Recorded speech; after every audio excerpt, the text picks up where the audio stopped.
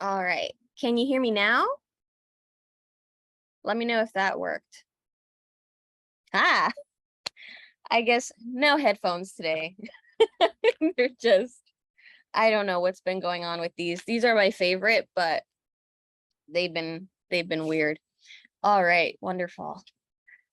So I hope you can hear me okay. I do have a fan on. If it's disruptive, please let me know. I'm happy to turn it off. It's just very hot here in New York City. Um, how is the weather in your parts? Because gosh, it is. I think it's 80, 88, 89. And the humidity has just been awful. Quite awful. Um, my plants have been having a really hard time with all this extra heat, and the sun has been super intense. I had quite a couple plants that have are not happy right now. Gosh, 100 degrees by you, Beverly? Jeez. Oh, Judy, you're so lucky. 61 in the Bay Area. Yes, and I agree. Yeah, the air in New Jersey is like putting your head in a clothes dryer. That pretty much sums it up. Aggie, Ireland, nice and sunny. Nice. Judy, yep. 89 degrees and 51% humidity. Yeah, so it's outside it's like 88, 89. I'm not sure what the humidity is outside, just inside. So inside. So this is with, mind you, with an AC on, which is rather old, unfortunately. We do need to upgrade that. And a fan. All my sensors, it is 85, 86 in here, with there's a 62% humidity over there, 84 behind me with a 60% humidity. Right over here is 86 degrees and 62% humidity. It's very warm in here. It's very warm.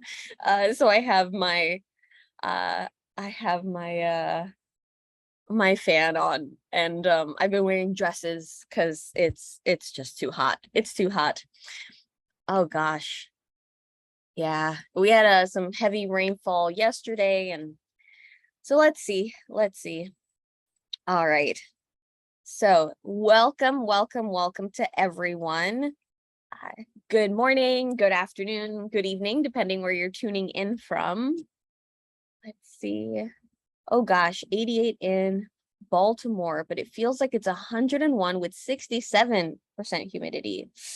Oof, yeah, it's really hard. I've had a couple clients that have been talking to me just how difficult it is right now, just to even get out, like you're saying, Darlene, to even get out to do yard work. It's incredibly difficult for folks, even just to do regular gardening, weeding, even just mowing the lawn. I have a client who was even talking about how they were even struggling to collect seeds right now because their plants are basically becoming scorched, so their flowers are like burning off basically before they can even produce seed. It's terrible. It's not okay. It's not okay. Oh gosh. All right. Let's oof. Yeah, everyone's been having pretty crazy weather. So just a quick run through for those. Let me put my video up here. Just a quick little intro before we get things kicked off here.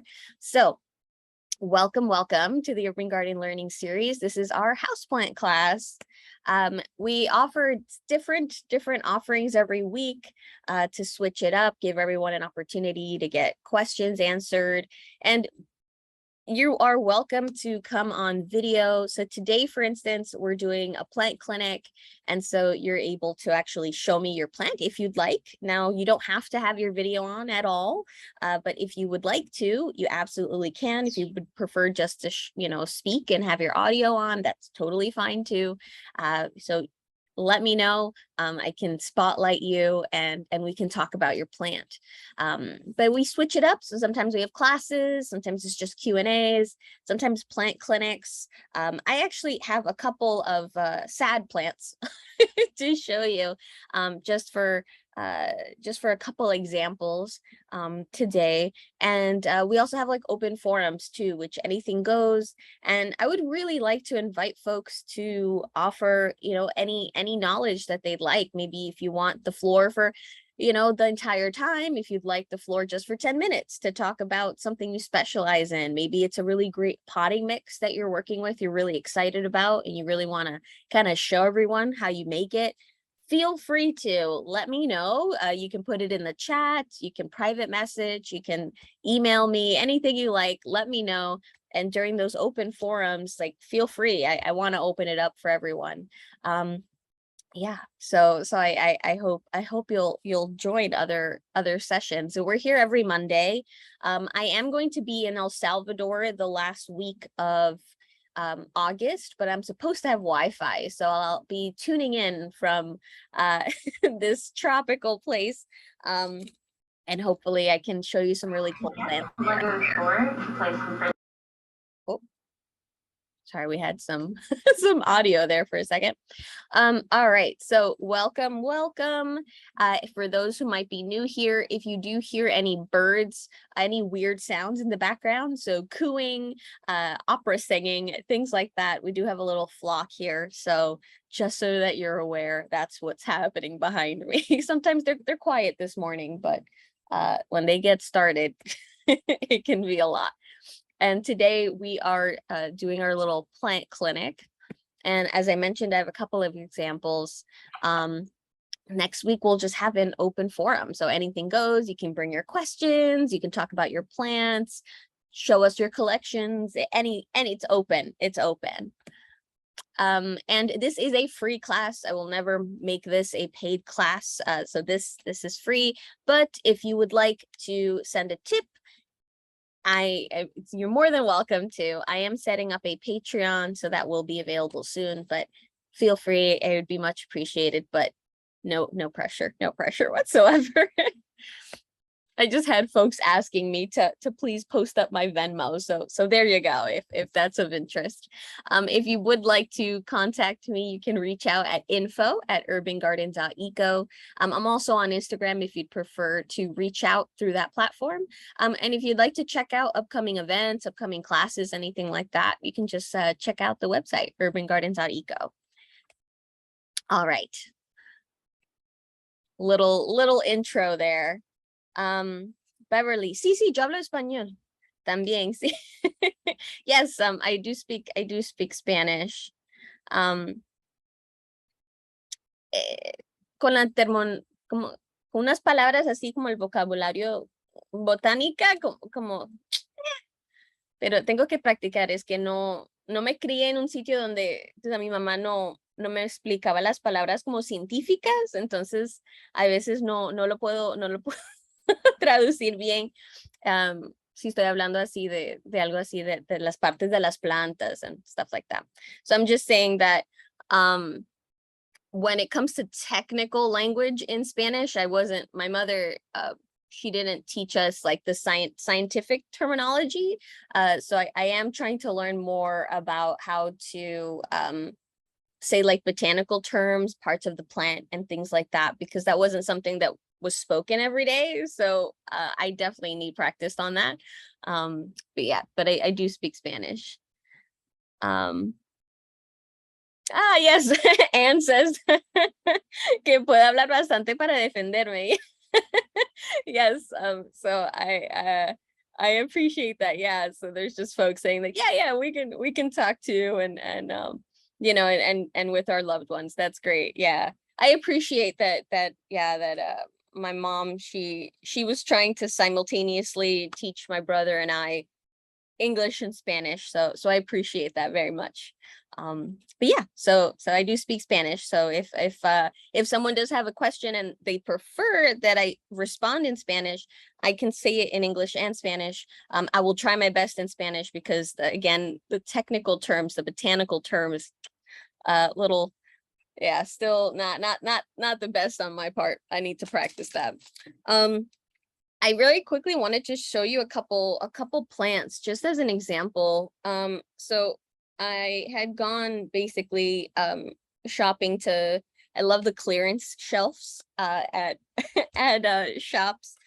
So I got this Hoya, and it's a sunrise Hoya that is just really green right now.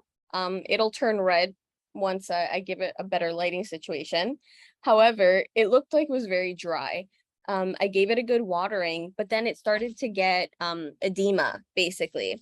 And so I wanted to show you what that looked like. Now it dropped the leaf, but it was super neat. So it dropped a leaf yesterday, and I kept the leaf. I was like, I hope it's good for tomorrow so that I can show you. So this is the Hoya, and now this is the leaf that came out. I'm gonna see if hopefully the camera will pick it up. Oh yes, it can. Do you see those bubbles? So maybe I can make them move. Here we go. You can see they actually move.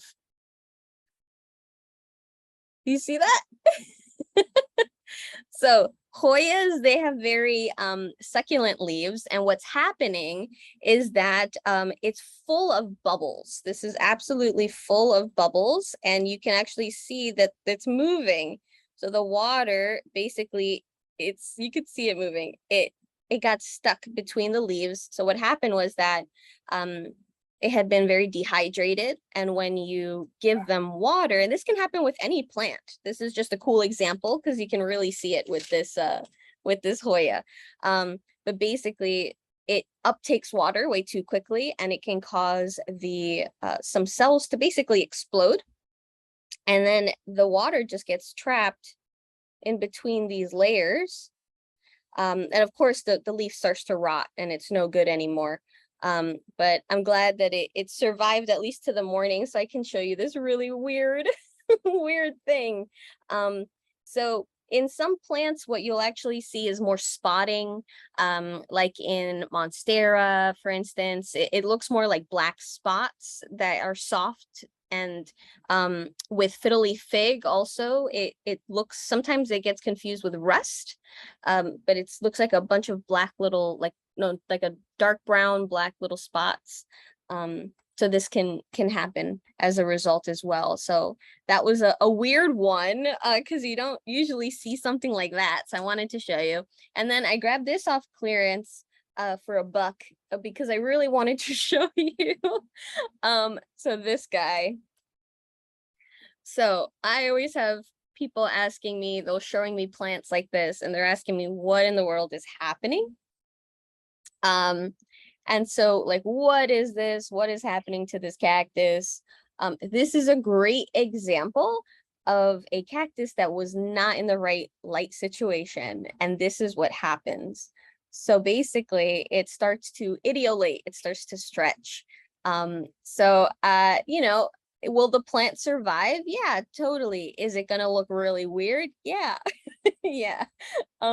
But I figured this would be a really cool learning opportunity, and to kind of show everyone what can happen. So this is a great sign that it's just not in the right lighting situation. It's either too dark, maybe you have it in a northern window, eastern window. A lot of these types of cacti, they much more prefer something like a western window or even a southern window, or just to be under grow lights. And if you do have grow lights, you want them to be about a foot within, like, 12 inches of the plant, sometimes even closer for some species of succulents and cacti, because if not, they will ideolate because they're trying to stretch up towards that light. So this is just a weird one, and I wanted to, it's like, this guy is going to join my collection as a weirdo, and I can take that opportunity to show everyone what this looks like. So you could just see it went from that thickness to this really thin. It just starts pushing out as much growth as it can because it's just trying to get access to that sunlight. Very, very, very odd. Yes, Bella. I'm trying to find out which succulents would be better with a light. Is there a list? I'm not sure if there's a list. Do you mean like with grow lights? Yes, I'm trying to figure out because I have many and I'm a beginner when it comes to this. So I'm trying to figure out which I have many. So I'm trying to figure out how I would find out which ones would be better with a light and which ones I don't need. Yeah, absolutely. Well, for one, I keep all my, so I have over 50 behind me. Um, so I'm happy to show you here. These are the ones that need the grow lights, because if they're not in the grow light, they're not going to do very well. So I actually do have a couple euphorbia in here. These don't need the light. These I like because they do turn red. This is the euphorbia. I think it's the lactea. But you could see how it gets that red when it's under the grow light or when it's an intense sun. So I really wanted to bring out the red. So that's why I have it here. But this one doesn't, the euphorbia is fine without that. The So euphorbias would be fine. You could totally do, I have some dracaenas back here. The ones I do definitely recommend with these grow lights are crasulas. So I have different species of crasula here. Let me see. I just don't want to stab myself. 1 second. Here we go. So I have like different species of crasulas, and I really like these under the grow light because I find if I keep them even in my southeast window, they really start to ideolate. They start to stretch out. So those internodal spaces, those little spaces that you can see in the stem, they get really long. And I think we have 2 ash trees in the front. So I think they just cause too much of an obstruction for these little guys. Like I get that. I have a dragon fruit that is fine. It's next to the window, not under any light. My haworthias, I have a bunch of like jades, things like that. I don't aloes, I don't have any grow lights on them. They're just straight over there. But anything that I really want to keep compact, I'm keeping here. Like these let's see here.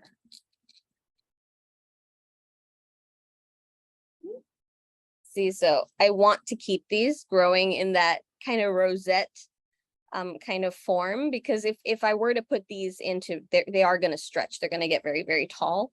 So if you're trying to keep something pretty compact, I have gasteria back here too, in several sizes. Here we go.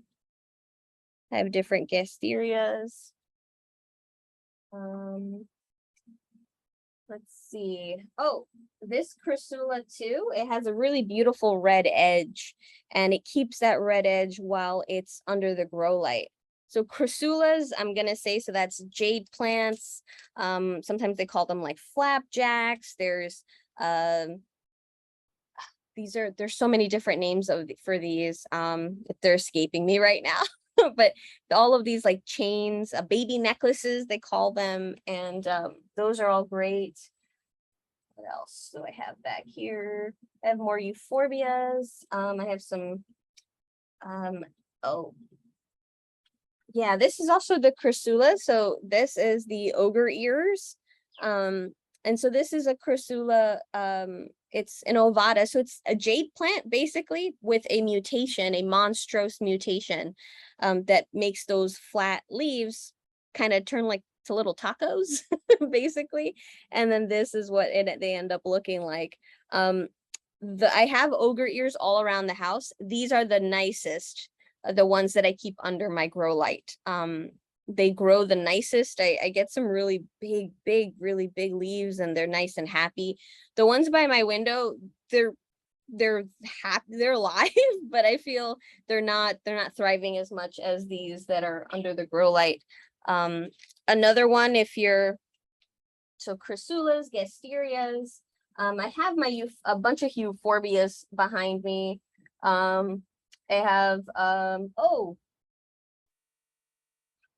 have a is it pronounced choya? Choya? Yeah. This is also a Granovia.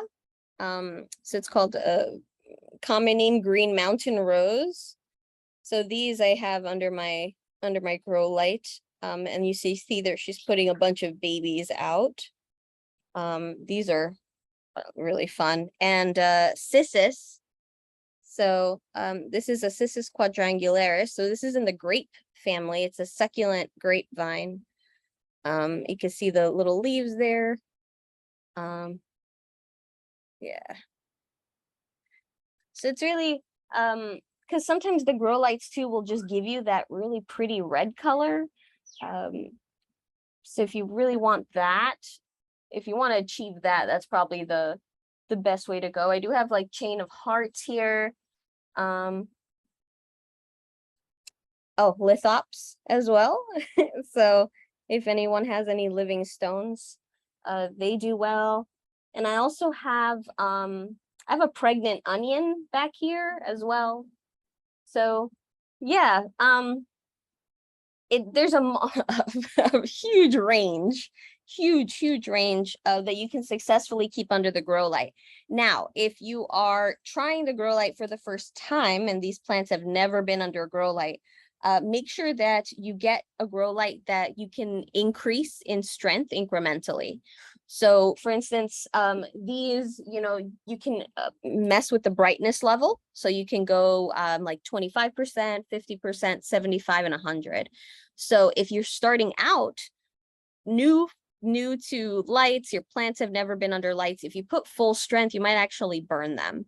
So what you could do is start at 25%, keep that for a few days, see how they're doing, and then slowly incrementally add the strength, basically up the strength. So then go to 50%, see how they're reacting to that for a few days. If you don't notice any burns or anything like that, you can kind of move up. This is at 100%. And I even have things like on the periphery, as you can see. So I have this neon pothos up higher. I have a Scindapsus, and then I have this huge leaf on my this is my Chaco philodendron. But then I have let me see if I can turn my thing here. I have this peperomia, this huge vine, and it's so you see it's behind the grow light. So it's getting that ambient light without getting it directly. So it's still growing and happy and going crazy.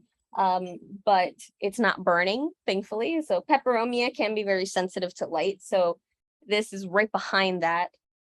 Then I have this one because I have a gooseneck. So I love these lights because I can shift them however I want. This light is actually pointing to this Koyakerii up here. So it's aimed at this guy. And so this guy gets the ambient light from across the way, which is a western window, but then it gets this grow light. And I keep this grow light on for 12 hours a day. You don't have to. For some plants, it's just enough for between 3 to 6 hours. So don't feel like, oh my gosh, I need to have them on for 12 hours a day. I just happen to have mine set on a timer from 10 a.m. to 10 p.m. And they just automatically shut off. So that's very convenient as well. And then again, with just ambient light, then there's 2 more euphorbia over here, and then there's this orchid here.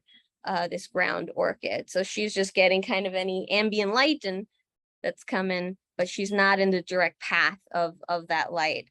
And the same with the ponytail palm as well. So it's getting like it's still covered. It's not getting that direct light, so it's not gonna burn on me, but it's still getting some nice bright indirect light. So I hope that was helpful. Oh, how do I manage plant care when I go on vacation? And yes. I had to actually write a whole thing. It's about like 6 or 7 pages because we have several pets as well. So and when we actually did that last year when we went to Florida, and so my husband's sister, she she basically came to stay with us for a few days to kind of see how everything, how the day-to-day stuff.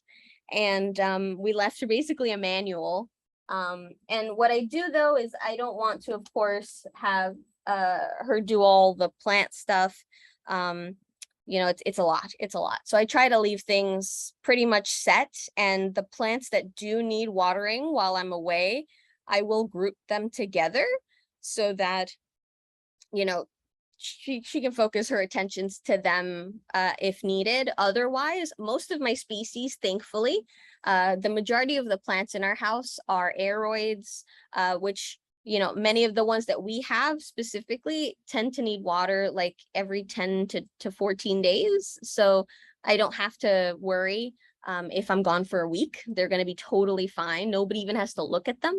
They're perfectly fine. The succulents, same deal. A lot of these succulents get water about every 2 to 3 weeks. So nobody needs to really bother with those. We have a lot of epiphytic cacti. Those will be fine if I'm gone for a week. That's no problem. So yeah, the ones that I do have to worry about are things like my Cebu blue. I have a Cebu blue pothos. And that one does get rather thirsty at, like, sometimes it doesn't even make it the week where before I need to water it again. So yeah, a manual, and I basically had to train my sister-in-law how to manage the household so that she can house sit while we're away. That was a whole thing to make sure that, yeah, that she was good to go and felt comfortable. Let's see here. Hey, Adeline, I have beautiful hen and chicks I purchased over a year ago. I kept it in the home during winter and in spring transplanted it into a larger container as it was completely using every inch of space. I placed it outside on my east deck and it is getting many beautiful flowers in the mother plant, and I transplanted a part of the plant into another container as the branch was far below the main container, so it was easy to transplant. What did you say about flowering? Okay, yes, with hen and chicks. So I think it's Sempervirums is the genus. So with them, many of them are monocarpic, so they actually will die after flowering. But the mother, basically, she'll put out a bunch of pups. She goes into flower because she gets pollinated and creates seeds, and then she dies back. And basically those pups take any nutrition, they divert any nutrition from that mother plant, and then they basically keep going with the life cycle. So sometimes you might, yeah, if it flowers, more than likely that mother plant is going to die off. You can delay that by cutting the flower off as soon as you see the bud forming, or as it's coming out, you can cut that back and it redirects the energy towards the mother plant. You can do that if you don't mind. You're like, hey, yeah, I have enough pups, they're spilling out, so I'm transplanting them, that's fine. You can let her flower, but just know that there's a 99% chance that she's going to die back. But yeah, spreading them that way by having pots like next to one another is really easy. So once you do so, I would recommend securing it with plant pins. So they look like giant staples. You can actually have it kind of pinned down. Once you see that it's actually rooting, so if you do a slight little pull, you get a little bit of pushback, basically, where it's starting to root, then you can go ahead and snip if you'd like. It's not necessary. If you want to kind of do a whole thing with a bunch of pots, you don't want to separate them, you don't have to. But if the mother plant dies off, that will shrivel up on its own, and then you can clip it back. So you don't have to kind of separate them, but the plant clips are very helpful though in at least securing it. So during watering, or if it's outside during rain or high winds, so it's not gonna kind of lift off the soil, and it's gonna stay secured and close to the soil. Yeah, so you don't have to separate them, but yeah, the flowering might mean that it's coming to the end of its life cycle. Judy, last week I mentioned my Dieffenbachia's leaves were turning yellow. It turns out it has spider mites. Oh no. It caught it from a new plant. I sprayed it with an alcohol water mixture 50-50. Any suggestions? Oh gosh. Spider mites. Okay.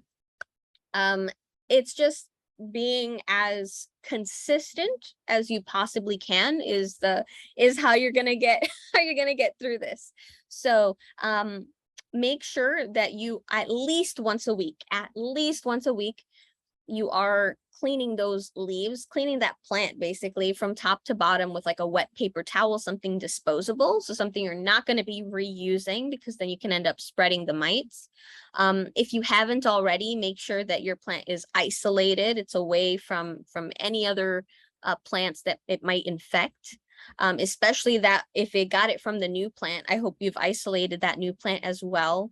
I would even keep them separate from one another. So I've tried to sometimes create like a little corner if I have like 2 or 3 plants that have some type of pest, and I keep, but then they just end up recatching it from one another. So it's just trying to separate them and isolate each one as much as possible is really helpful, and then just tackling them. So with spider mites, you can get some Castile soap as well, something that's non-corrosive, that's non-degreasing. So you don't want to use those really heavy-duty soaps, because that's going to really mess with your leaves. So you can add like a drop to the mix that you're currently using, and you can even spray it on your paper towel and just kind of wipe down the leaves with it, and then wait like 5 minutes, and then rinse them out with water. That's really helpful too, just to kind of get any little bit of like especially the younger mites that might be making their way around the plant.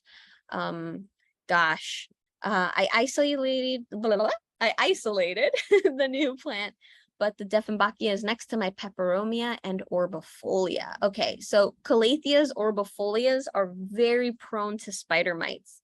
So just as even a preventative measure, I would say to clean those leaves very thoroughly. So again, brand new damp paper towel, give them a really good cleaning, especially under the leaves. So we're not just talking on the top of the leaves, really below the leaves, because a lot of pests, they tend to hide on the back side of the leaves, on the bottom side, right? So to kind of avoid detection. And so they end up kind of feeding here. So they're not eaten by like other predators and things like that. So they tend to feed on the underside. So make sure that you're really wiping the top side, the bottom side, the stems. I wouldn't recommend completely changing the soil just yet.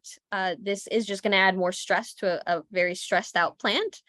So you don't have to do that necessarily. See if you can get it under control that way. The only issue is that with like calatheas, for instance, they have a really bad reaction to those to the miticides, from what I've seen, like dead bug. It's like a bonide dead bug, and it's a pesticide. It's organic, systemic pesticide, but it's also a miticide, and it seems to burn their leaves. So you just have to kind of manually try to remove them. But the thing is, as I mentioned, is consistency. So you're going to want to continue treatment no less than once a week, at least once a week, for 6 consecutive weeks, or even 10 weeks. 10 weeks is probably safer. Just add an extra month there, just for good measure, just to make sure you can kind of nip it in the bud and keep that infestation from reestablishing. But spider mites, it can be really annoying. But if you've caught it in time, it doesn't mean your plant's gonna die. So should I use Castile soap and water for 10 weeks? Yeah, I mean, you could do that with a weekly mixture with, again, like a drop. You don't need a lot of the soap. So we're talking like a drop, 2 drops, and then that mix with rubbing alcohol and water. And that's perfectly fine. What you could do is you can kind of hold the plant at a tilt give it a good spray, kind of massage the plant as well. If you don't mind, that's really helpful because you can really get into the nooks and crannies.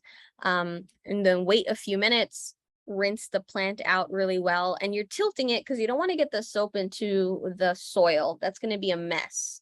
It's just going to keep foaming up and you're never going to get rid of that soap. So do it at a tilt, rinse it off. If the plant's like larger and you're like, okay, I can't kind of bring it to and from the sink, that's when you're going to basically take the mixture to them with a paper towel, if that's more convenient. You can also do a paper towel just for good measure. So after you finish rinsing it out, sit down and kind of re-wipe it down with a damp paper towel with a little bit of alcohol on there, just to see if you got any, to catch any stragglers or anything like that. That's a very good possibility in terms of trying to get that infestation under control. And yeah, so I'm so sorry to hear that. Spider mites are, yeah, they're oof, yeah, they're very frustrating. And they're common, so don't I hope it happens. I still get plants that I see end up having spider mites. My mayoi was just showing signs a few weeks ago, and I've been treating her, and right now there's no webs or anything on there.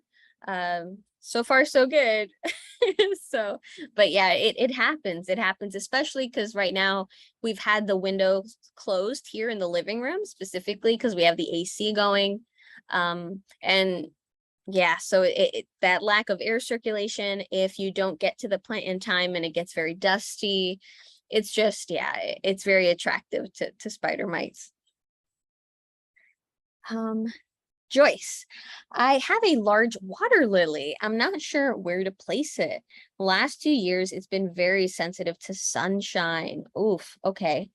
Well, Oh. there's a picture of my. Oh, hold on. I'm gonna add the spotlight. Here we go. Well, there, I don't know how to turn it so it's the other way, but this is my water lily. Oh, here we go. But the sun has got so much stronger in the last 2 years. I had it in the same place like for 10 years, and now I had to move it because it's getting the sunburn on the leaves. So I'm not sure if it's like I could just. Oh, I don't know how to turn it around. I know, you're fine. Okay, so like I'm this far from the water lily in the window. It's a pretty well south window all day. And so I think it needs more sun, but even like this far from the window, I have to, if I don't remember to put the shades down, it gets sunburned or leaves. So yeah. So a lot of folks, yeah, the sun, the intensity of the sun is currently incredibly insane. A lot of folks, it's happening everywhere. So it plants that have been really happy in one location for years are no longer happy in those locations. okay. So if it's still getting burned from that far, I mean, I would recommend a couple options that would probably be the most like passive ways where you're really not doing much is if you were to just add like a sheer curtain to the. I have done that. Like, oh, yeah. Okay. So if I Oh, pull there that we down go. at the time, it's okay. But Yeah. sometimes I forget. And it's like, Yeah, so that's so if there was a sheer curtain that's there kind of full time, or if there's some, like in my southeast window, we have two southeast, wait, no, well, four technically, but in our bedroom, one of the windows, we actually have it with a screen protector, like a oh, a okay. privacy film, but it just enough that it diffuses the light, so that I have quite a few species there that aren't getting burned. We have like our McDowell, we have a bunch of philodendrons and stuff right there, and it's a southeast Okay. window, and they're in that window specifically, and they're not getting burned because it just diffuses that light somewhat. That's an option. I wish it was on, I could put it on a timer, the window, you know, Yes. but That would be really helpful, I know. Especially if you're, not home during that time. Cause yeah, the afternoon will get very, very, very, very Yeah. intense. Like here, it's between 3 and 6, the sun gets so intense. So it's okay if jade plants get red around the leaves? Well, jade, yes, yes. Okay, So that's very I thought it common. was burnt. Oh, no, There's- no, no. You're fine. So, here, like, this is, in that same family. And this Okay, is, there's my this jade. is a Chrysalis too. That's Yeah, my jade plant. it's So beautiful. I could put it back on the windowsill then. Yeah, as long as it's just the edges, right? That the edges are Yeah. getting that really pretty, pretty red burgundy color, that's perfectly fine. Now, if the entire thing is turning red or pink, and it's not supposed to, like there are some chryssulas, like the campfire Yeah, this one, chryssulas, yeah. yeah, that are red, so that's totally fine. But if it's not supposed to be red, that's usually, yeah, that's it's trying to protect itself. It's like I'm burning. So you can remove it from the window. And I have this thing, which I don't know what it is. Oh, hold I on. found it in the garbage at +5. And it was tiny. That And looks like and a this thing pepper. can get frozen and the leaf just the leaf lives. Like it's just weird. Is it a really hard leaf? Because I'm trying to Yeah, see if it's yeah. a peperomia or a Hoya. It might It's be. kind of where's okay, it's kind of pliant, but Oh, I it's think thick. it's a It's thick. peperomia. Okay. Yeah, I gotta put it back in the window. It's getting too leggy. That is gorgeous. Yeah, I think that's a peperomia obtusifolia. Yeah. Hold on. Let me see if because I have. Hold on. Here we go. Because I have a. Yeah. Does it have? It has because I see that mid vein. Let's see if I can get. So these Okay, guys, can you see that? yes, yeah. So I think that looks like it might be this. So this is a Okay. a The peperomia leaves, yeah, obtusifolia. the leaves are larger on yours. Okay, I have some that are larger, but they don't. Oh yeah, Yeah. I mean it's pretty tiny considering, but Well, it's mine still a cutting are that someone about, gave me yeah, mine are half the size of your leaves. because it's like it. I see that mid vein is very pronounced in yours, and it Yeah, has like a dip. Yeah, it does look like. Because Okay, it's cool. not, I think if it's not that, then it could very well be a so this is a Hoya. This is a Hoya obovata. And Yeah. um No, it's the other one. okay. Yeah, Yeah. this is much more succulent leaf. It's much harder. The peperomia leaf, it's much more bendy. Yeah. It kind of like more cup shaped. Yeah. And the obovata, as you can see, is pretty flat and it's really stiff. No, it's yeah, it kind of rounds and then goes down, but it does have that pronounced. Yeah. So at Oh. least the jade and this, especially the prep, whatever, they Yeah. take the cold so well. Like having them on a windowsill and it gets like 40 below and you can see the ice on the window. And they just, especially this thing, like the leaves get frozen because they're hard as rock and they'll defrost and live. So yeah. Anyways. Yeah. The peps, I've seen that a lot of peps and jades, they can be very resilient. So they're usually not like frost tolerant, but they can put up with like well into like the low 50s into like the 40s. Yeah. Because my Yeah. windows in my apartment building are really old and they're not really well insulated. But yeah, but yeah, okay. They survive, yeah. Yeah, I I'm bought in a the light. same I got a situation. light I just bought from Amazon, like the foldy ones you got for the winter, Uh-huh. because they definitely don't get enough sun. So yeah. So I'll ask you about that later, like Yeah. when we get hit fall. Thank you so much. Yeah, of course. That's awesome. That peperomia looks gorgeous. It's like mine is so tiny right now. It's gonna be a very long time before it's like that. Oh, my jade was ugly. I was gonna throw it out. And then I just started like the last 3 years, I've been pruning it down. So it's got a little more lusher and it's got shape and It looks great, and the trunk, it's I beautiful. know it. Great. Yeah. Yeah, that's from, cutting it down. And I've cut it like it's kind of only goes so far because it has to fit in the windowsill. So if it hits the window, then it's time to cut that one off. That's the indicator. Yeah. Okay, I'll let you go. Awesome. Thank you so much. You're very welcome. Okay, where am I? See here. Oh yes, Darlene. Yes. Yeah. So her lily is the spathiphyllum. So that's the genus, is the spathiphyllum. Yeah, they will grow. You can actually grow them just in water, but they will also be fine in they're an aroid, so they will grow in like a very well draining kind of aroid mix, a chunky mix.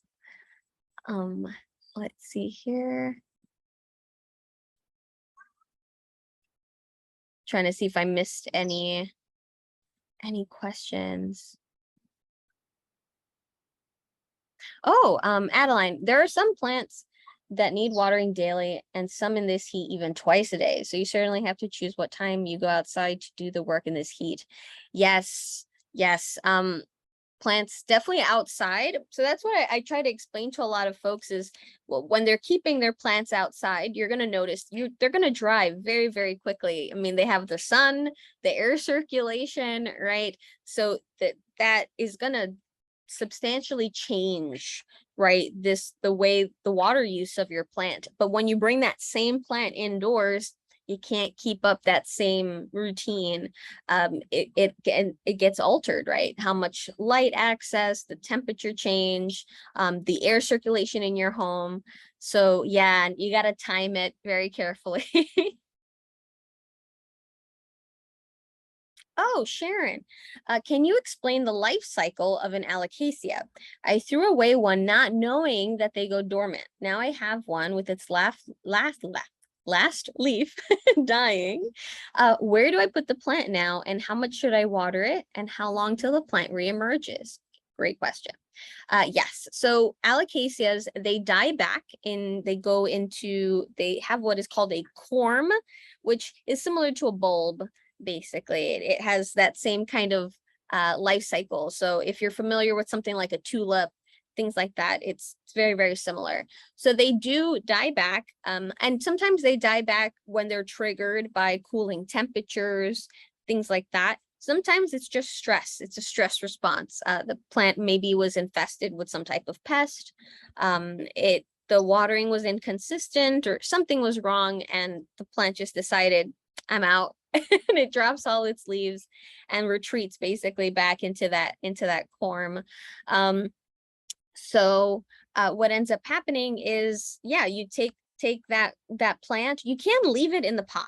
So you can totally leave it in the pot. You don't have to remove it or put it into a paper bag or anything like that. That's not necessary.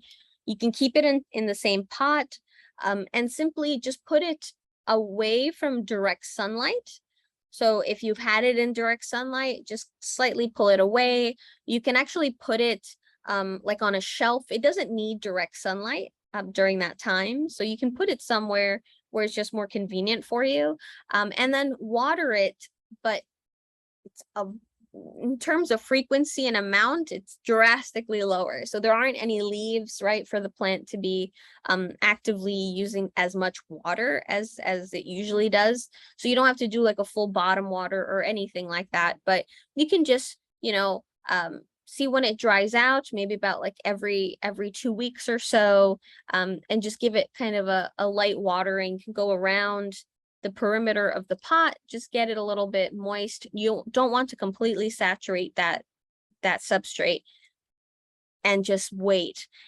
In terms of when will it actually come back out, so this varies. Now, if it died during, like, not died, but if it died back, I should say, during the growing season, sometimes it will start to come out during the same growing season. So you can, if it's during the growing season, you could even just leave it exactly where it is and just keep watering it. If it's during the winter, you might want to move it back somewhere else, right? But they will get triggered again once it starts getting warmer, if it was going dormant because of that temperature change. But if it's during the growing season, it'll pop back up. We have a bunch of alocasias, and we've even gotten some that as corms, and just give it some humidity, some warmth. That's a great way also to trigger them, is if you get a plant heat mat. So these can be pretty inexpensive. You can get one for like $20. That's pretty substantial in size. So you can put multiple plants on there. And what that does is it's a low grade warmth. It's not like really, really burning the plant or anything, but this stimulates the plant to start to put out growth. So people put seed trays on these, but you can actually do it to also encourage growth for propagations and to basically trigger corms out to kind of start growing for you. So that's an option if you kind of want to make it grow. If not, you can just let it come back on its own time and just keep an eye out. So if you maybe put it on your calendar, like I'm going to water, this every 10 to 14 days, and then I'll take a peek. If I start to see that it's starting to emerge, there's a little bit of green growth in there, that's when you shift. You're like, all right, I'm going to put it in a nicer location and make sure it has adequate humidity and be good to go. But yeah. And then Brenda says, we all have experienced the task in being creative in our lives and caring for our plants. Oh, how much joy comes as I see how things grow. Yeah. Yeah, it's a lot of fun. It's a lot of experimentation. Just learning, what plants like and how each one will grow, their individual life cycles. So yeah, it's a lot of fun. And definitely with alocasias, it's just once you've brought back like 2 or 3, it's like, oh, okay, cool, I got the hang of this is easy. So no worries.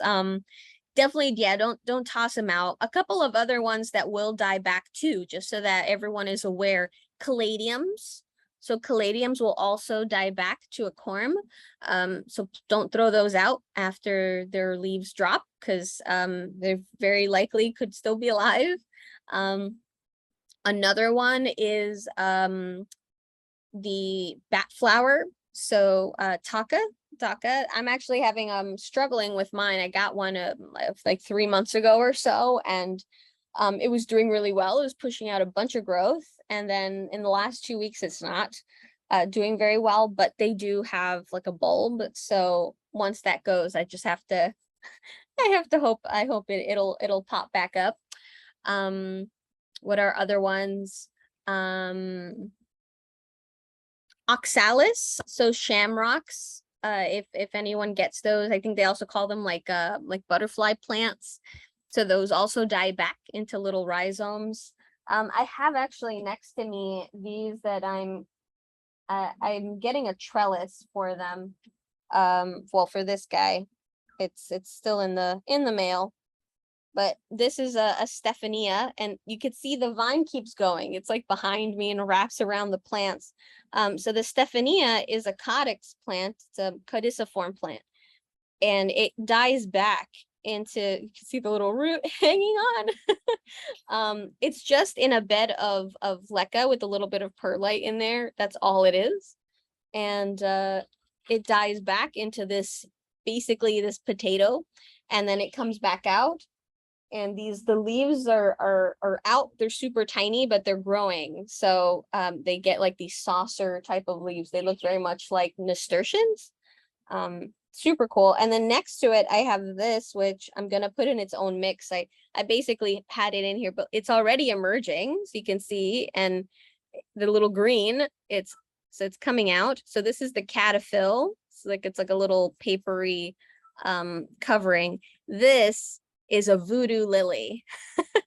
And so this guy, I'm very excited to see, grow. And it's been fun I had it here just to kind of tag along here and get activated, and then it started putting out growth. And this has happened it was just a little spike, and then in the last like couple days it really exploded. So I'm gonna have to upgrade this into its own little mix. But yeah, so there's a bunch of plants that will do that. They will die back, and then they're gonna come right back. So don't worry. Anne, any tips for ferns? Some have brown tips, some just look sad. Oh. I realize that pots with attached saucers do not work. Yep, it's tough to get all the water out versus a detached saucer where you can drain it out. Help. Yes. There are some that the saucer is removable. So for instance, like with these, I remove for my hanging plants, I remove all of the saucers. They're very frustrating to work with. Especially, you're trying to water the plant, the water isn't escaping, you do the tilt, right? And the water is still not getting all that way out. It holds on, it keeps a lot of that water locked in.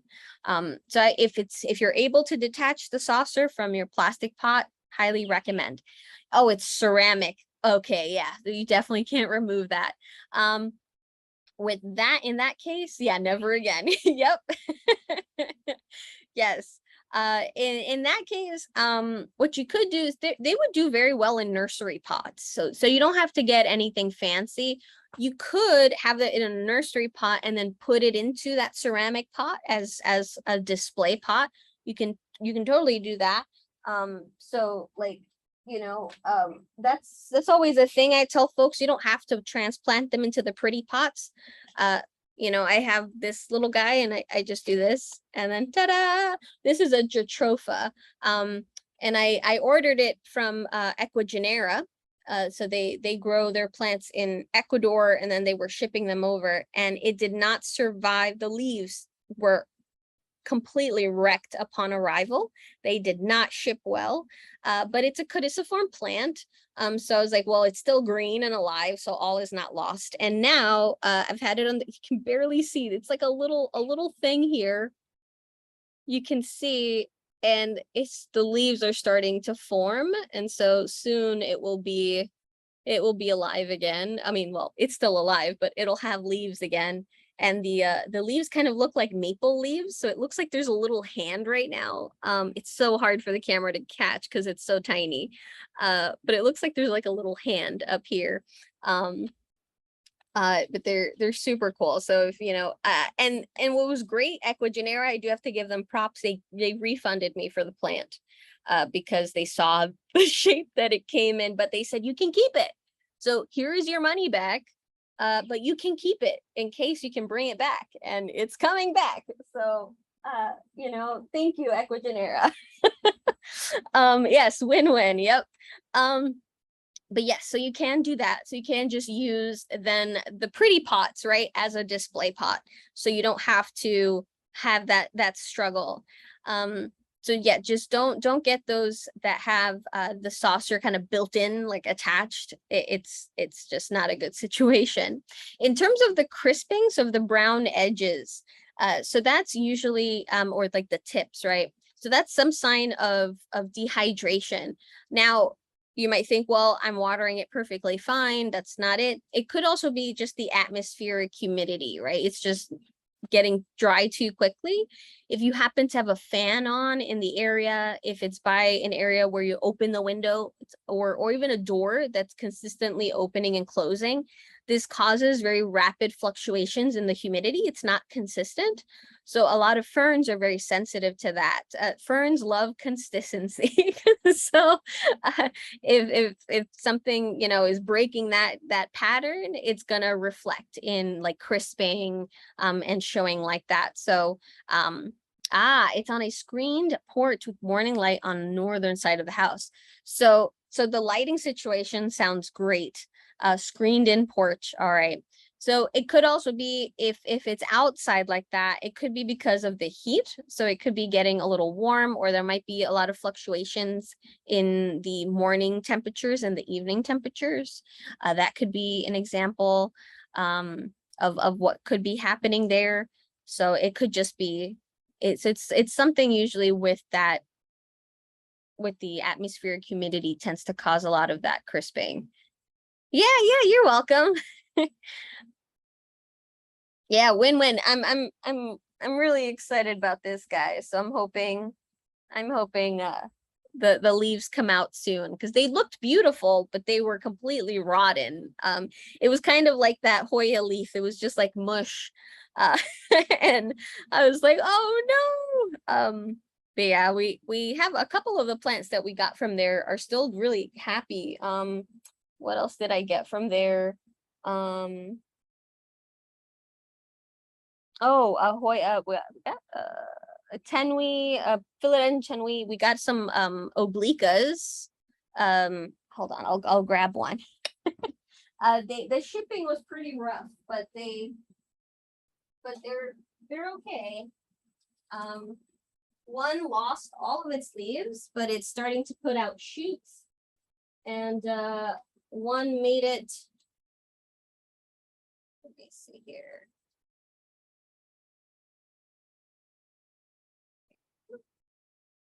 Here we go.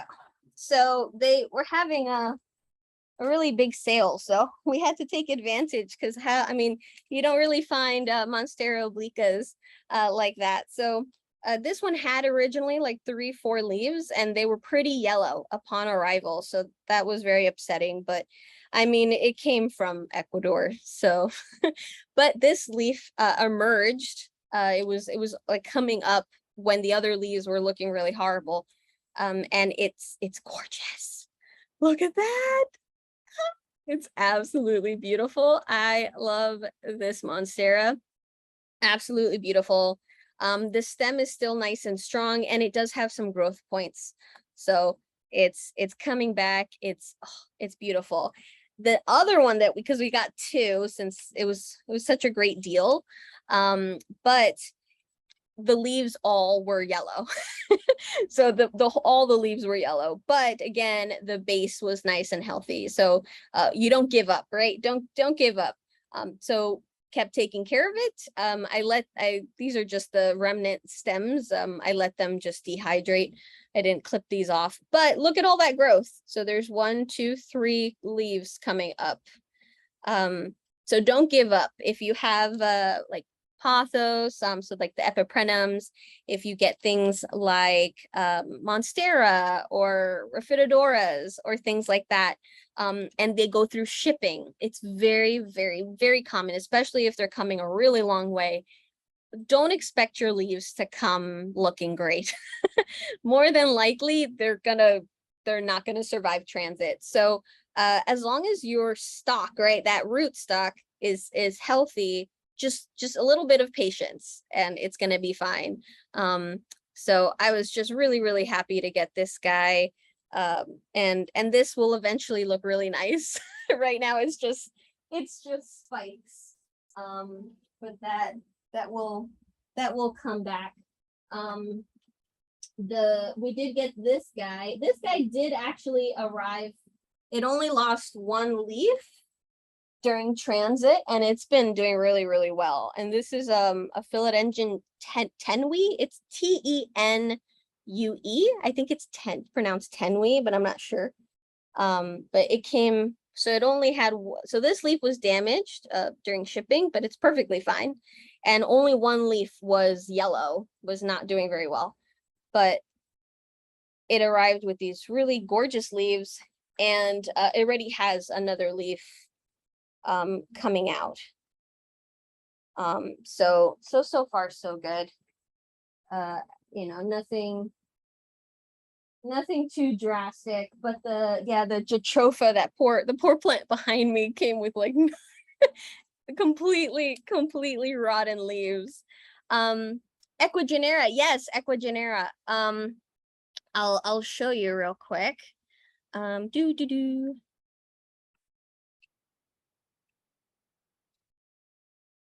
There we go. Yep. Equigenera. Yeah. So they're starting to do mass shipping basically within the States, and they're doing pop-ups. So they did a pop-up here in New York City. They're actually doing another one. The one they did was in Manhattan, and they're actually, the next one they're doing is down the block. Like, what are the odds? I told my husband, I was like, this is terrible.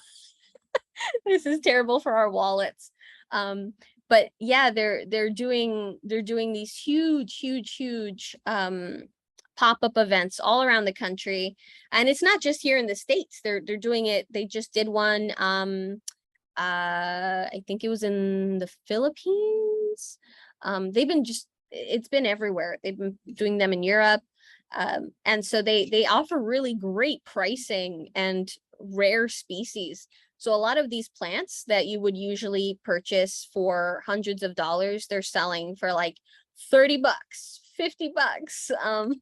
And not for nothing, out of all the plants that we ordered, maybe like two or three weren't in the best shape. All the other ones were great and are flourishing. And, you know, and the variety, if you're into orchids, the orchid selection was amazing.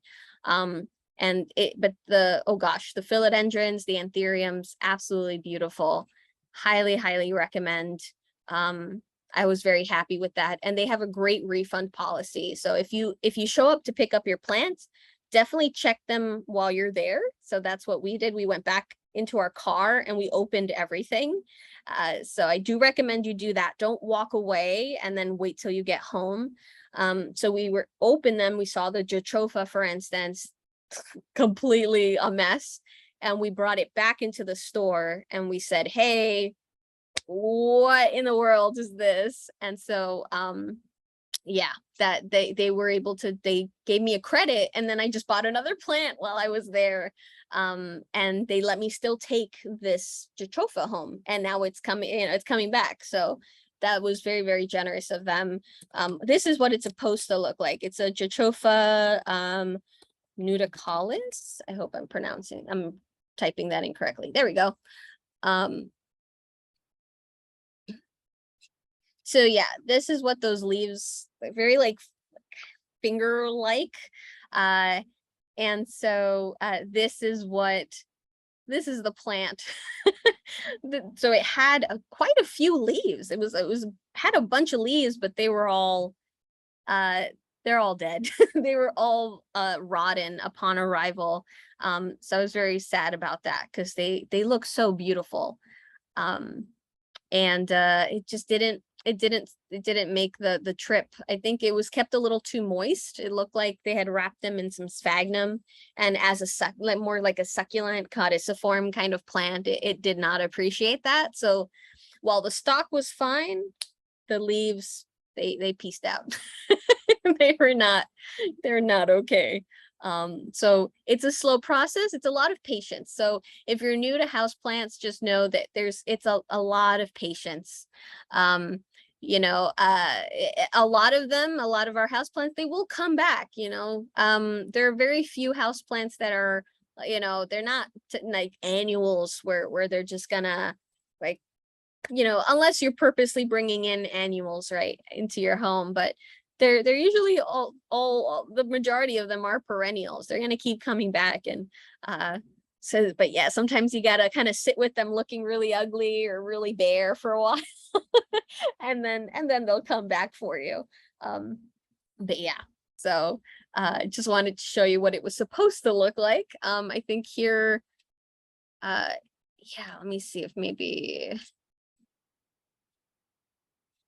yeah, like absolutely beautiful. Absolutely. So I was very I was very disappointed when the leaves were just terrible, but it's coming back. So I'm excited. I'll keep sharing updates as it grows, because it's so beautiful. So I'm excited for that. But yeah, And are their plants sustainably sourced? Yeah, they grow all of their plants in their own nurseries. And so a lot of the plants that they sell are actually native. So they've collected seeds and start them off. So in many countries, like for instance, like in Costa Rica, where my mother is from, I know even there that the law is you cannot take the plant. So let's say, because when we're visiting, my husband and I lose our minds because in the ditch, you're seeing like an alocasia, like a dragon scale, you're seeing like gorgeous plants that would definitely sell for like, $60 to $100 here, and they're just considered weeds over there. So you are not allowed to, let's say go into that ditch, take that plant and then ship it to the United States. You're not allowed to do that. But what you can do is that can be your mother plant. So if you get a permit, of course, and you have permission to remove that plant, it's not like on someone's property. It's just, you get permit, you can get mother plants apparently, and then you propagate those. So that's your mother plant that can never be sold or shipped. But those babies, those you can then ship. And so yeah, it's super, super cool. And then people, set up nurseries. So you get the seeds, you start them off, and then yeah, you go from having, one plant to like 100 of one plant. So, but they have huge nurseries. So they're not grabbing the plants like that. Yes, yeah. When visiting family, I can't take plants out of Peru. Yep, exactly. It's not only, so it's the potential, right, for introducing species that are non-native that could devastate our ecosystem. That's one big reason. But another is that they're vectors. So they carry things. So they might carry a pest, a bacteria, a fungus, something that is not here, and then we have to deal with it. Like here, we're currently dealing, for instance, with the spotted lanternfly. I'm not sure if anyone has spotted those yet. I was leading a plant walk. If anyone here in the audience, I did meet a few of you that came on the plant walk on Saturday. So it was so cool to actually meet folks in person. But yeah, you actually see them now. I had only been seeing them down in Wall Street, like in area, and now we were in Central Park, and I was literally just talking about, I think I was talking about a sweet gum tree, and one of the students goes, "What is that?" And I'm like, "Oh my God." And they're like, "That's a lanternfly." I was like, "Yes, it is." And then they squished it because you're supposed to kill on site. If for those of you that don't know what insect I'm talking about, it's the the spotted lanternfly. So here we go. So I mean, it looks cool. It looks pretty cool. But unfortunately, it's spreading right now through the United States. It's killing a lot of trees. And so right now there is a basic order that if you kill on site. So if you see one of these, and these are the life cycles, right? So here's when it's in its nymph stage. So basically when it emerges from the egg, then it gets this really beautiful red color. I mean, they are quite gorgeous. When they have their wings pinned back, they're pretty unassuming like that. Really, really beautiful, but unfortunately they wreak a lot of havoc. They are related to like cicadas and stuff. They do not bite. They are completely harmless to humans. And they only have the capability, also fun fact, to hop forward. So they can't hop backwards. So one way is a lot of folks are just walking around with like a water bottle, and you put the water bottle in front of their face essentially. And if you just give them a little nudge, they just go into the water bottle. And so people collect a bunch into the water bottle as a way to kind of catch them as a trap. So you can't do that. It's terrible though. So first time seeing one in Central Park, and that was pretty sad to see. So, but this is what happens, right? And it's not just when folks are bringing in plants. It's also like things like lumber that are brought in. That's like the emerald ash borer and different types of insects like that that are introduced. Things like Dutch elm disease. You know, there's like bacteria and fungal infections that spread that way. Just like wood furniture, pallets, and even seeds like the Paulownia trees. The princess tree, if anyone's familiar with that, let me just show you what a princess tree looks like. So beautiful, huge leaves. They get these big fruit that are green when they're actually ripe. They turn brown, and they're what is an example of a dehiscent fruit. So there's dehiscent and indehiscent fruit. And so there's dried fruit, and then there's fleshy fruit. So this is an example of a dry fruit, and like a seed pod, basically.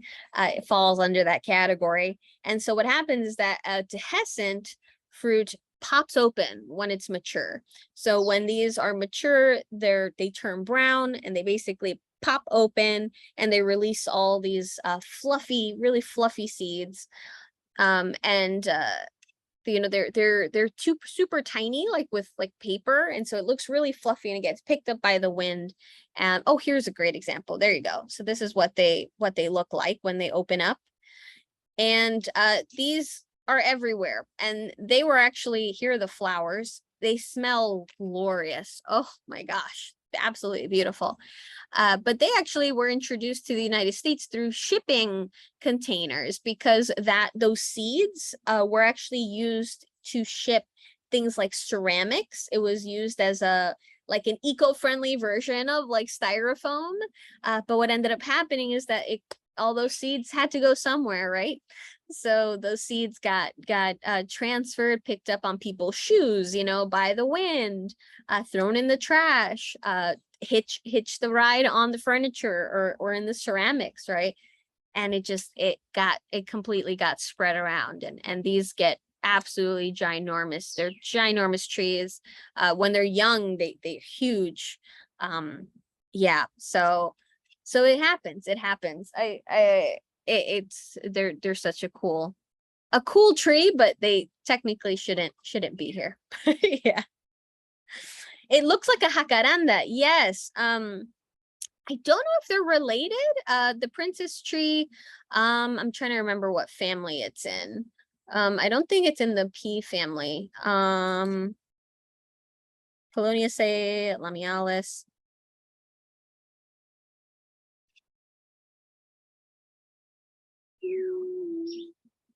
Yeah, Poloniaceae. And then the jacaranda,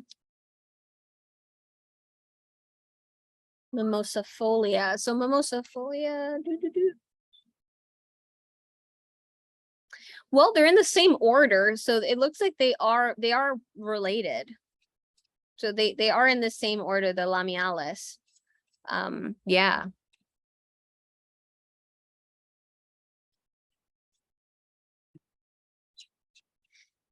Let me see. Oh, I thought I was sharing. Sorry.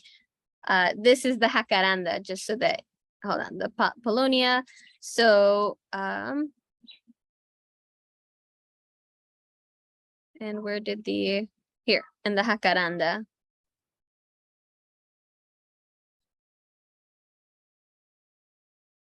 There we go. So that's the jacaranda. So you can see very, very similar flowers. And the leaves, so you see here it says mimosifolia.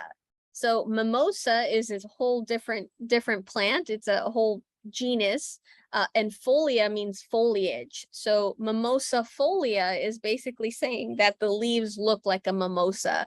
And so these have very pinnate leaves. So you could see here these leaves like here. So there's like a center stem, and they follow along the stem. And then mimosa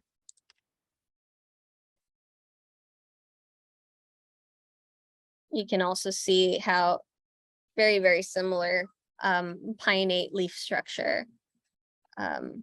I love mimosas because they exhibit what is called nyctinasty, and where they will basically close their leaves at night.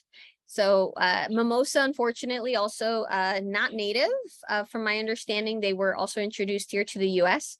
We actually have quite a few here in our neighborhood. Absolutely beautiful flowers, but I love that at night they all close their leaves, and during the day, like that's when they reopen them. So it's super cool to see like the leaves actually change on the tree. Hello. Maple is asking for some attention. Here we go. They're all also jacarandas are all over the streets in Los Angeles area. Oh, but I thought they're pronounced jacaranda. Maybe. I'm not sure. See.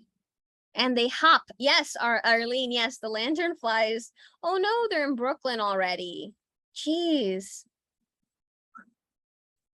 Yeah, yeah, Staten Island. Yeah. So if they're supposed to, it's, kill on contact. Oh, Carol, how long ago was this sale and did you pre-order? Yes, I pre-ordered. You had to have your pre-order in, I believe it was like May 19th, something like that was the deadline. And then we picked up on June 10th. So, yeah, so it was a bit ago, but they're having another one.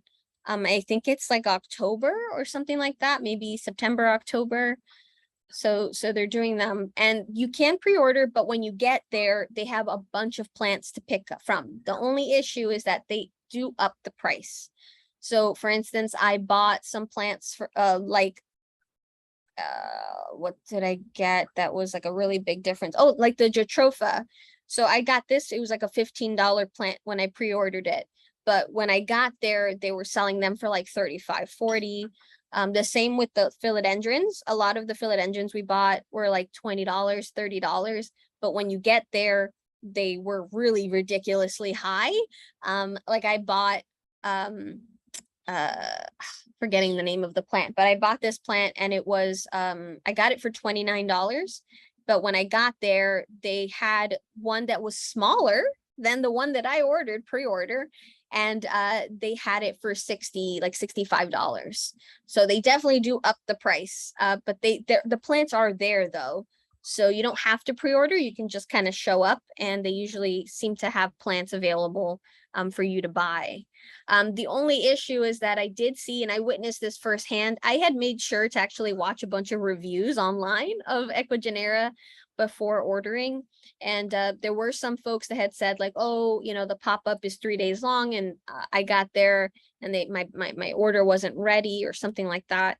While I was there, that actually happened. So I did witness that someone was there, and she was like, well, my plants aren't here.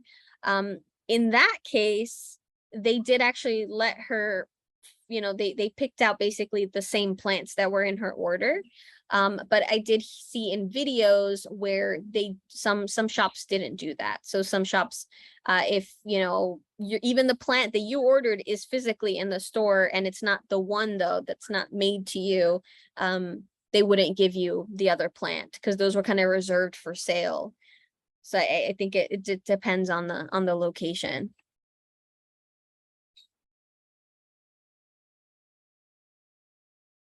I've ordered from Ecuagenera both for pickup and delivery. Okay, if you want to rehab plants. Yes, exactly. So it's, you can get really great pricing, especially in terms also of species variety. So if you're looking for something different, something that it's going to be really hard for you to find in stores or even in private sellers. Sometimes it's pretty difficult to find some of these species. So if you're looking like for some wish list plants, because that's what we definitely were doing, is looking for some wish list plants. If you don't mind, receiving them in pretty rough shape and having to kind of nurse them back to health, I mean, for the price, Like, I think it's worth it. I truly did have a good experience with them. So I think it's totally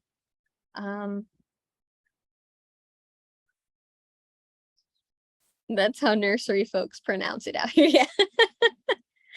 Um oh, I didn't realize that the I don't know now if it's pronounced haka. I've always heard it called jacaranda. So I don't know if it's jacaranda or jacaranda. But apparently they're in Madrid, Spain. That's great. Um, yes, my love. Maple is asking for attention. Do you want to hop up here, babe? You'll make an appearance. Do you want to co-host today? No? Are you coming? No, you're just stretching. Oh, are you coming? Nope. Nope. He's just reaching. He's just reaching up. You want to come up? No. Okay, I guess not. I guess not. But all right. Let's see. Oh, I did want to show you also. I got this great order of air plants. So I'll leave you with that. Brenda. Oh, I hope you had fun today. I hope oh, synth. A lot of Spanish words are mispronounced here. I now I have to double check with jacaranda and the pronunciation. But I got this huge order of air plants. Bunch of ionanthas, sorry, the Tillandsia ionantha. This one has red. This is usually indicative that it might be going into flower soon.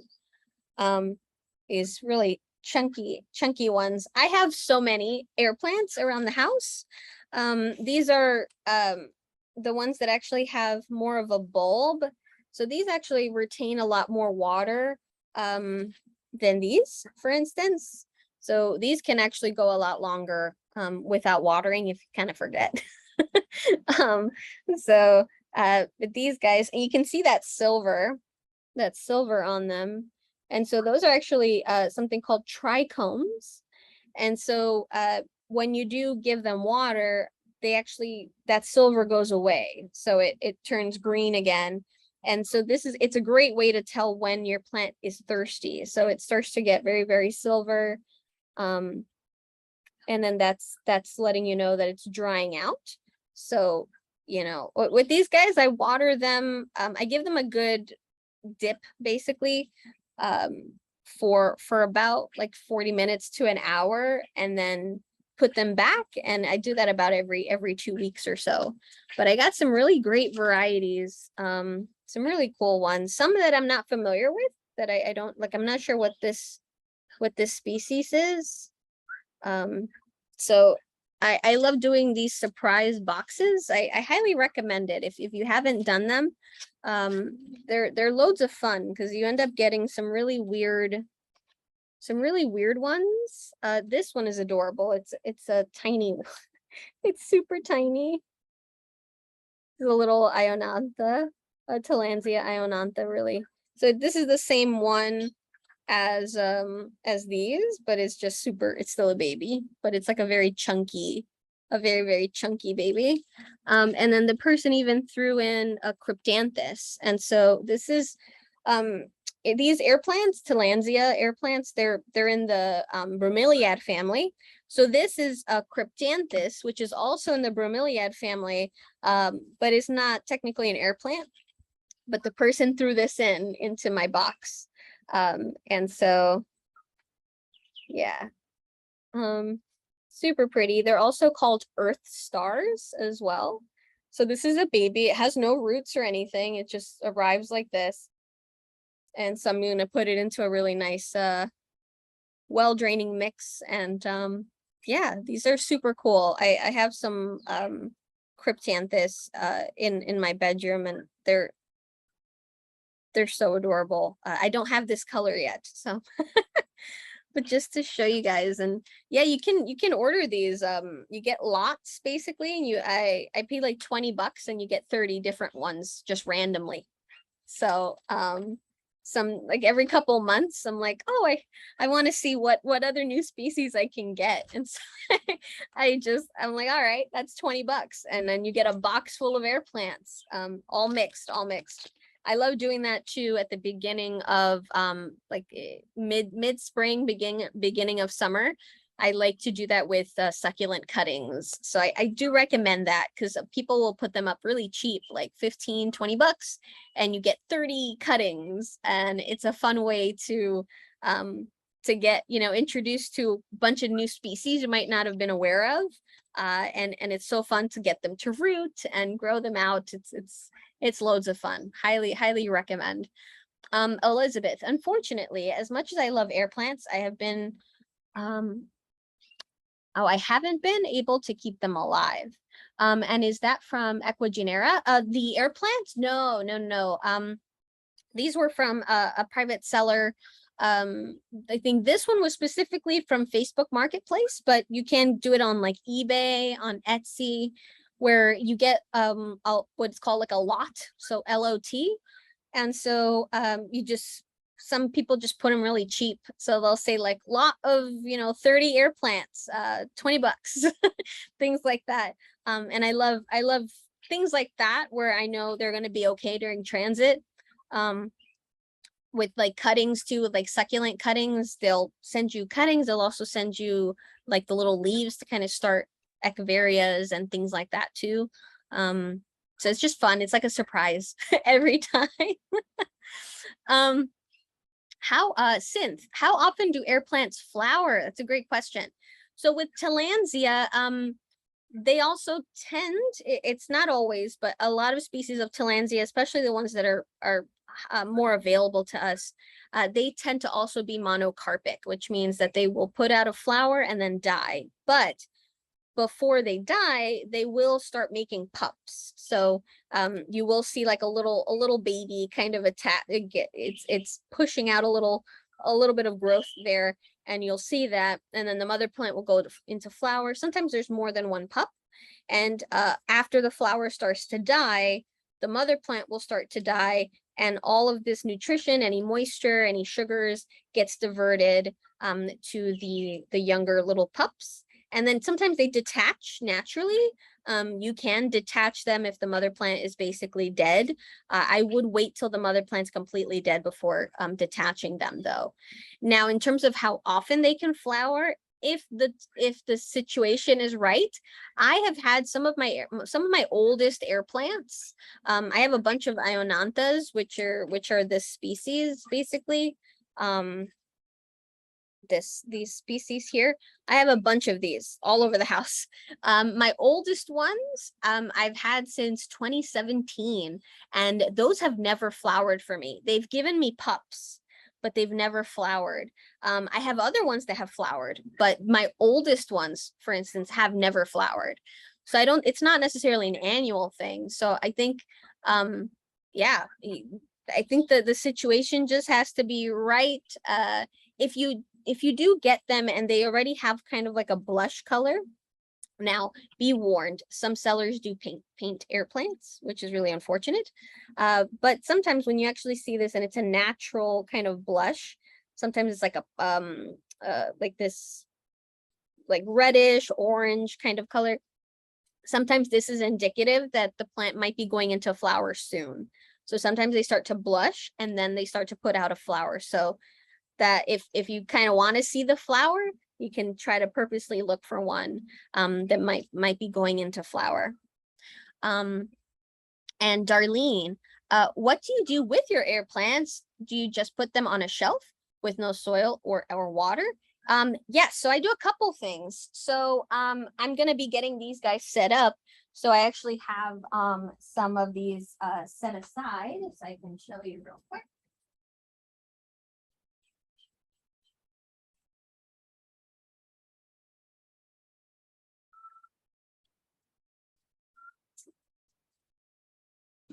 And I have this, which I thrifted. So it's been sitting against my wall for a couple weeks because I've been waiting. But I hang these from my my windows. So I have a bunch of these are plastic. So these I got for $1 at Dollar Tree. So you don't have to buy the super expensive ones. And I'm clumsy. I have 4 cats. Things fall in this house, and I am not going to spend, you know, $10, $15 on a glass one that's going to shatter. So $1, $1. And I have a bunch of these hanging from my, you know, right in front of my windows. And I put my air plants in them. Some of them I just put like this. I don't have anything under. In the ones like in my kitchen, for instance, I have leca. So I have that under there. Some of the clay, the little clay balls. I put them under there. Yeah, no water, no soil, because they will start to rot if you do that. What I did pick up though, and I'm going to be setting it up, I'm still making up my mind whether I want to paint it or not. I really like its colors, so I think I'm not going to paint it. But I thrifted this for $5. And it's just this like thing. It's like this little shelf. And so I was thinking about actually attaching it right next to my window. There's just like this empty space, and it's really narrow. So I'm thinking about putting it on the wall. And then basically putting a bunch of air plants kind of in the little spaces. So that might be a cool, fun project for me. Otherwise, what they currently are in is either in globes. They're also loose, just on my plant shelves around the house. And I also have a couple that are on pieces of driftwood. So I have a bunch of pieces of driftwood on my plant shelves, and I just kind of arrange them on there. So gosh, I probably already have like 2 or 3 dozen air plants around the house, and now I just got like an extra 30. So do you spritz them at any time? Not usually. I don't usually spritz them. What I just do is but these specifically, I get species.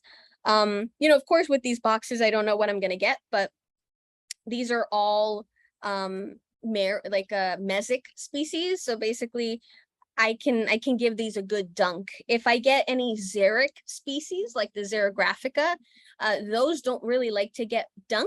They would prefer a spritz or a very quick dunk. They don't want to be completely submerged. With these, what I do is I use spring water. I fill up a bowl and then I put them all upside down. I just fill up the whole thing, and I'll just get several bowls, and I'll basically water them like that. I kind of put a timer, walk away if I'm cooking or anything, and then I come back, then I put them on a towel upside down. I give them a good shake. I put them upside down because you don't want that water to get stuck in those crevices, because then they start to rot. So I put them on a towel and I kind of let them a little bit air dry. And then I put them back upright and I put them in their corresponding spots. But I don't spray these. So and I've had many of them for years, and it's just the dunk. Some folks, they spray them too often. So that will cause rot. If you put them on soil, all that moisture, bacteria, fungus, that's going to cause the rot. And then there are the other people so there's some folks that are watering them just too often, and then there's the folks that forget about them. I've definitely forgotten about a couple of these, especially like the smaller ones. If I put them in a really odd place, I had one that I put like in a monstera, and I completely forgot about it, and the poor thing dried out. So yeah, if I put them in a really weird place, I'm gonna forget about them. So I try to keep them pretty like within my eye line, right? Because out of sight, out of mind, unfortunately. So but yeah, they're lots of fun. I've had one that was a big it's a Medusa caput, really big bulb. And I completely forgot about for that thing. I forgot about it for like a month, and I was like, oh my gosh, and I grabbed it on the shelf. It's perfectly fine. I gave it a good water and it's perfectly fine. So sometimes they can be forgiving. Is there enough moisture in the air for them, or the humidity? No, no. No, they don't just get, in the rainforest, it's different because they're getting active like mist, it's really, really humid. We're not getting that in our household. So, unfortunately, no. So they usually get it also the moisture from the rain. So just giving it a good dunk, letting it sit there for like an hour, but again, this is for the mesic species. For xeric species that are much more arid environment, they don't want to be submerged in water. That's the fastest way to rot them out. So try to find out what category your air plant falls under before you do the dunk, just so that you're sure. But yeah, no, they won't get the moisture just from the air just like that. Not, at least not in the home. It's just not enough. But yeah. Jocelyn, I want to show you some of my Yeah, plants. yeah, I sure. don't know what they are and I don't know the name. So it's me, Irene. Yeah. I'm So, gonna add the spotlight. see- There we go. Can you Oh, see- yes. Can you see this? Yes, yes. I don't know what this, I mean, I just bought it and I said, it's funny because the name doesn't even show any, it just says here, interiors, signature collections. And in the back, and it says a signature foliage. There's no name, so how can I find the name so I can, I can maintain it better? Yes. So that looks What like is a pinstripe calathea. I think the scientific name is Calathea ornata. Let me pull it up for you. Yeah, it's like the pink striped pinstripe calathea.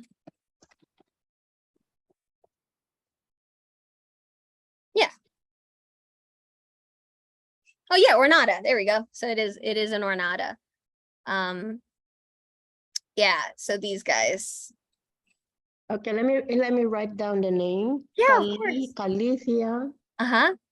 Okay, so I'll Google it and see how to maintain it. Now I have another one. Yeah. This is like my favorite thing, folks. So if you guys have plants you don't know how to identify, this is like my favorite thing. Now, this I had a history on this plant here. I had forgotten to water, and all of a sudden, all the leaves became I mean, they all see this. Yep. Okay, so but this one particularly is oh, I can probably save a little piece of this alive. So I cut down all the dead ones, and then now see all these new leaves have come out. So I said, oh my gosh, it leaves. So now I have to take care of it well, but I still don't know the name. So I said, I'm going to show it to her and give me a name. Okay, and then another one here. Now this one is colored. This one is colored. But this one is green and white. Is it the same family? No. So that is actually a philodendron Birkin. How do you spell that? And so that is, let me pull that up for you so that you can see. Yeah, so this is the philodendron. So it's Birkin, like the bag, the Birkin bag. Okay. There we go.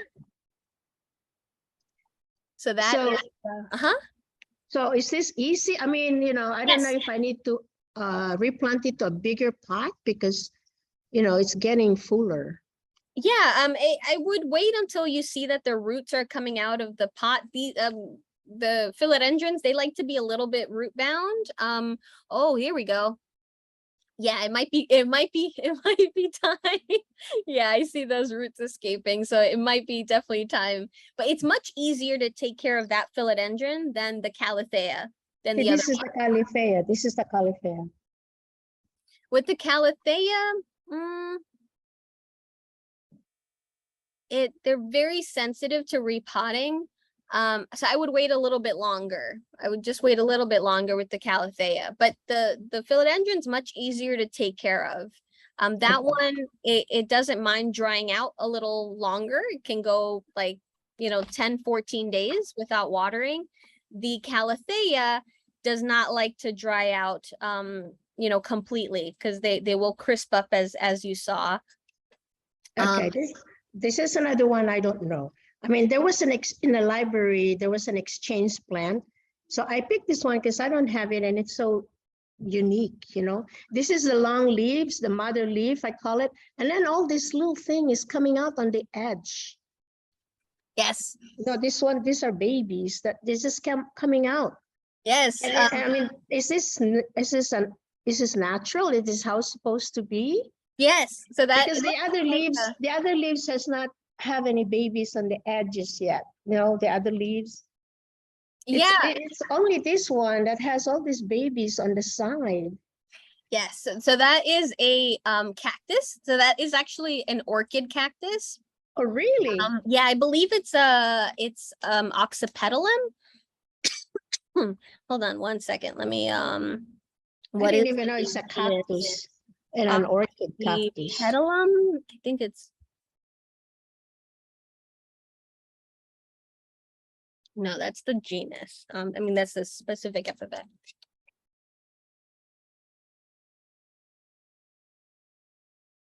My voice, hold on. I don't even know how to take care of it because, you know, right now they are outside in my deck, but it's in a shade. So I don't know if it's getting too much heat. Oh, epiphyllum. There we go. It's an epiphyllum oxypetalum. There we go. There we go. There we go. There we go.